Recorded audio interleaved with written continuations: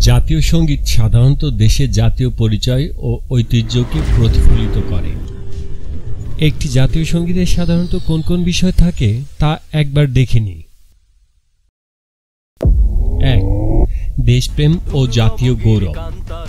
জাতীয় সঙ্গীত দেশের সংস্কৃতি এবং ঐতিহ্যের প্রতি গভীর শ্রদ্ধা ও ভালোবাসা প্রকাশ করে। ২. একতা ও দেশপ্রেম। এটি দেশের জনগণের মধ্যে একতা বৃদ্ধি করার উদ্দেশ্যে লেখা হয়। ৩. প্রাকৃতিক সৌন্দর্য ও সম্পদ।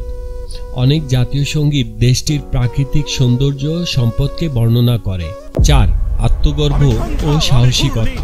সঙ্গীতটি দেশের জনগণের সাহসিকতা ও আত্মগর্ব প্রকাশ করে। ৫. উদ্বুদ্ধকরণ ও অনুপ্রেরণাদায়ক। জাতীয় সঙ্গীত সাধারণত জনগণকে উদ্দীপিত করে এবং তাদের মনে দেশপ্রেমের অনুভূতি জাগ্রত করে।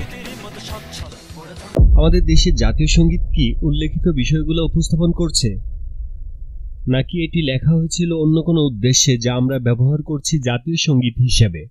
মতামত কমেন্টসে জানান।